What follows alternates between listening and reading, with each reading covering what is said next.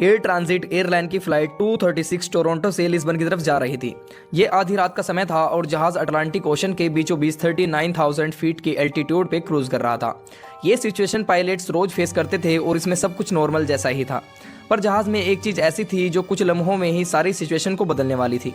यहाँ आपको बताते चले कि अटलांटिक ओशन के ऊपर 39,000 फीट की एल्टीट्यूड पे दूर दूर तक भी ज़मीन नजर नहीं आती। यहाँ कैप्टन को अचानक मालूम पड़ता है कि जहाज का फ्यूल अब खत्म होने वाला है। ये दोनों पायलट्स के लिए एक बहुत ही खौफनाक सिचुएशन थी, क्योंकि अटलांटिक ओशन के ऊपर फ्यूल का खत्म होने का सिर्फ एक ही मतलब है, और वो है मौत। दोस्तों, ये हादसा पेश आया था 23 अगस्त 2001 को टोरंटो पियर्सन एयरपोर्ट पे एयर ट्रांजिट एयरलाइन के एयरबस A330 को टोरंटो से लिस्बन जाने के लिए प्रिपेयर किया जा रहा था। ये 7 घंटे की नॉन स्टॉप फ्लाइट होने वाली थी और इसलिए इसमें 48 मीट्रिक टन फ्यूल डाला गया और प्रिपरेशन के बाद इसमें बोर्डिंग का अमल शुरू कर दिया गया। इस वक्त लोकल टाइम के हिसाब से रात के 9 बज रहे थे। फ्लाइट 236 में 293 पैसेंजर और 2 पायलट्स के साथ 13 क्रू मेंबर्स भी सवार हो गए। Flight captain 48 years old Robert पीछे थे, जिसको 16,000 घंटों का फ्लाइट एक्सपीरियंस था। फर्स्ट ऑफिसर 28 साल डर्क डिजेगर थे और इनके पास भी 5,000 घंटों का फ्लाइट एक्सपीरियंस था। इनमें से 4,000 घंटे इन्होंने यही जहाज एयरबस A330 फ्लाई किया था। जहाज़ की बात की जाए तो ये उस वक्त का स्टेट ऑफ एयरबस का A330 मॉडल था, जो कि सिर्फ 2 ही साल पुराना था। कुल मिलाकर बात यह है कि ना ही पायलट्स के एक्सपीरियंस में कोई कमी थी और ना ही जहाज में किसी किस्म का फॉल्ट था। तमाम फ्लाइट चेक कंप्लीट करने के बाद पायलट फ्लाइट 236 को रनवे तक लेकर गए और ATC की परमिशन से उन्होंने जहाज को टेक ऑफ कर दिया। टेक ऑफ के बाद पायलट ने जहाज का रुख अटलांटिक ओशन के उस पार लिस्बन की तरफ किया और कुछ ही मिनटों में जहाज अपने क्रूजिंग एल्टीट्यूड 39,000 फीट तक जा पहुंचा। क्योंकि इस तरह की लॉन्ग फ्लाइट्स में पायलट्स का ज़्यादातर काम नहीं होता, क्योंकि ज़्यादातर काम ऑटो पायलट सिस्टम ही करता है। पायलट सिर्फ सिचुएशन मॉनिटर करते हैं और कंट्रोल टावर को अपनी लोकेशन और अपडेट से आगाह करते रहते हैं। फ्लाइट 236 को टेक ऑफ किए 4 घंटे गुजर चुके थे और अभी तक सब कुछ नॉर्मल चल रहा था और पैसेंजर केबिन में ज़्यादातर लोग रात होने की वजह से सो रहे थे।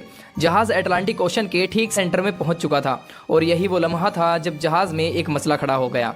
कैनेडियन टाइम के हिसाब से रात के 1 बजे पायलट ने जहाज़ के इंजन नंबर 2 यानी जहाज़ के राइट इंजन में एक एबनॉर्मल रीडिंग नोटिस की, जिसमें ऑयल का प्रेशर ज़्यादा शो हो रहा था। ऑयल की क्वांटिटी कम और ऑयल टेम्परेचर भी लो इंडिकेट हो रहा था। इस तरह का एरर पायलट्स अपने कैरियर में पहली बार देख रहे थे।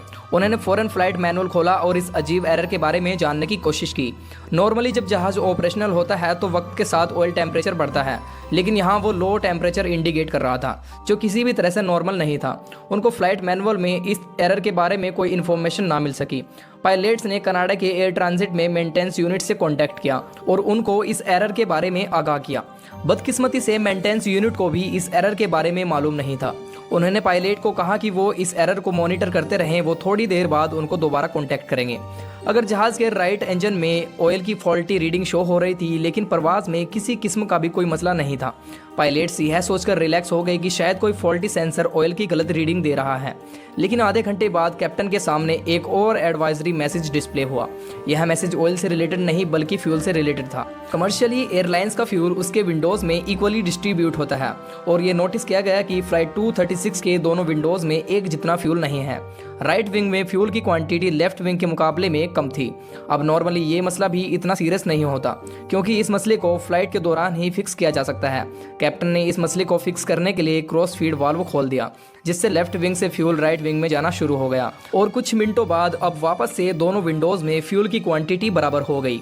इस बात को अभी 10 मिनट ही गुजरे थे कि कैप्टन को लो फ्यूल की वार्निंग दिखना शुरू हो गई।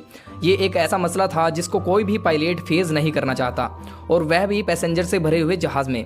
पायलट ने देखा कि राइट विंग में दोबारा से फ्यूल कम हो गया है और अब दोनों विंग को मिलाकर भी इतना फ्यूल नहीं है जिससे कि लिस्बन पहुंचा जा सके।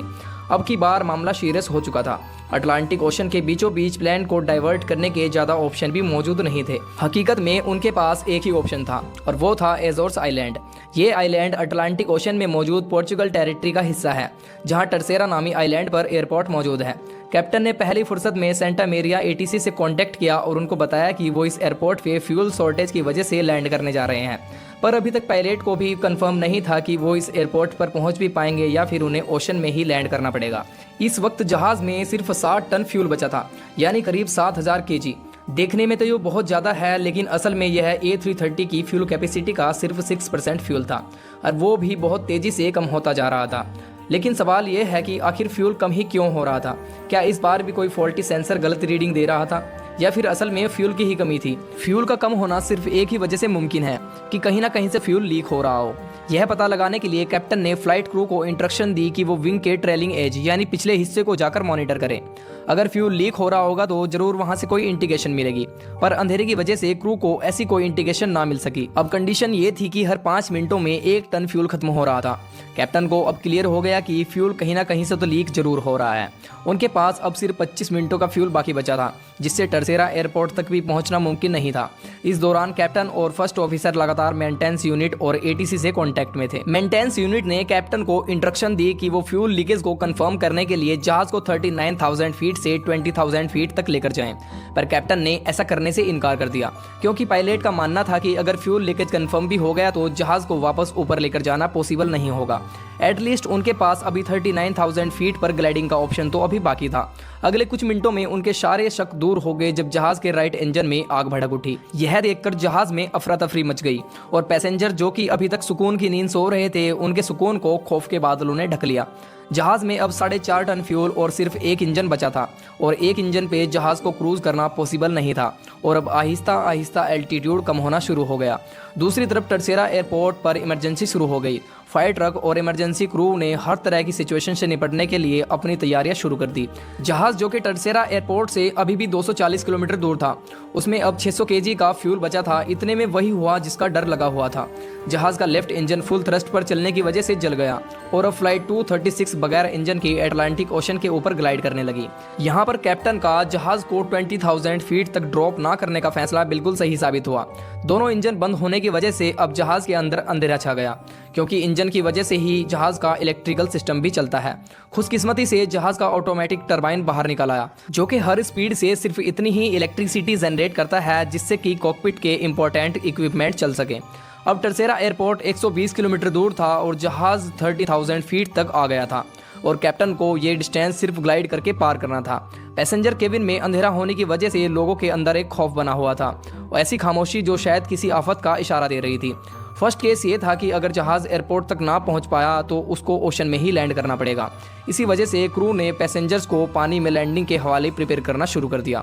ओशन में लैंडिंग हर तरह से खतरनाक होती है, क्योंकि अगर पैसेंजर इम्पैक्ट से बच भी गए तो पानी में डूब सकते हैं, और अगर पानी में भी न डूबे तो ठंडे पानी की वजह से हाइपोथर्मिया से मर सकते हैं। अब नॉर्मली बगैर इंजन के पैसेंजर्स प्लेन को ग्लाइड करना बहुत ज़्यादा मुश्किल होता है, क्योंकि सब कुछ प्लेन के पिच कंट्रोल पे डिपेंडेंट होता है, जिसको पायलट मैनुअली स्टिक कंट्रोल कर रहे थे। जहाज का एल्टीट्यूड 2000 फीट पर मिनट के हिसाब से ड्रॉप हो रहा था, यानी अगले 15 मिनटों में या तो जहाज एयरपोर्ट पर पहुंचेगा या फिर ओशन में।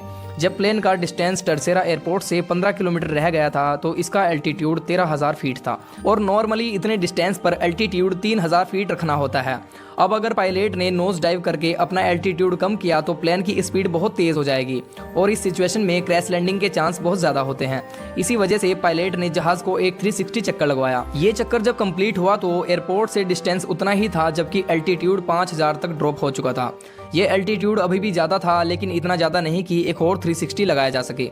इसलिए पायलट ने जहाज की पोजीशन को रनवे की सीध में किया और इसको कुछ एस टर्न्स लगवाए। टर्न्स की वजह से जहाज का रनवे से डिस्टेंस बढ़ गया और उनको एल्टीट्यूड कम करने का कुछ टाइम भी मिल गया।